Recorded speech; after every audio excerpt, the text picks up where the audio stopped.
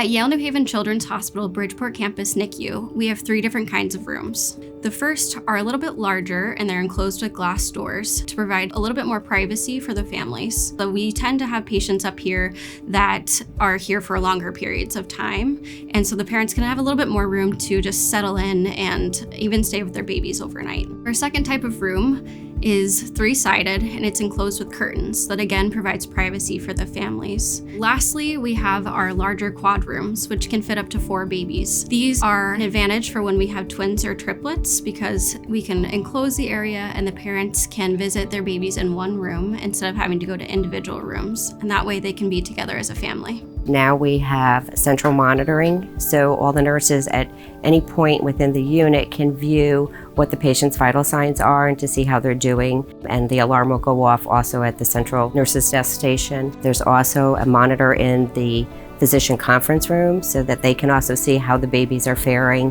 and if somebody needs immediate attention. In the Bridgeport NICU, we're so lucky to have private rooms. We love the quiet environment for the babies and it gives parents a sense of privacy when they visit, and we're able to control a lot of the sound and the lighting. So we're really sort of replicating being inside the womb. So it's very dim and there's a lot of very quiet ambient sort of like whooshing noises, like those little sound machines people put next to babies, or the white noise that babies like to hear that is soothing.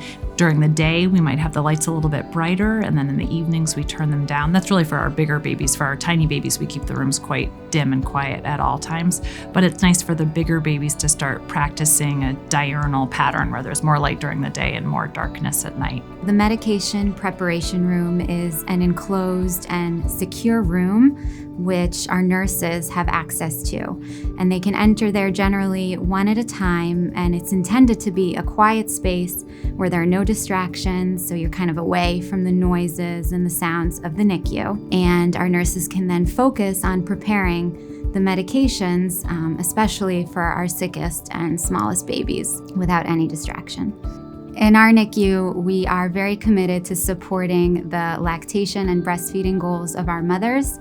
We have a milk preparation room, which is a secure room which nurses have access to, where we can store mother's milk for long term. We have both a refrigerator and a deep freezer that are set at optimal temperatures.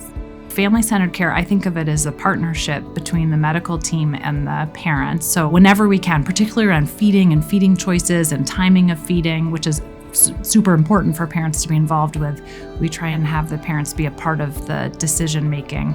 I think it empowers the parents to have a sense of collaboration with the medical team. I think it makes them feel better about the hospitalization. And there is some evidence that it improves patient outcomes. So perhaps less infections in the NICU when the parents are paying very close attention to every detail and shortening length of stay. We often see that babies who are learning how to feed do better when their parents are feeding them, which I think is wonderfully gratifying both for our team and for the parents who realize like, oh, I really am the parent of this baby. I'm the person who knows best how to feed this baby.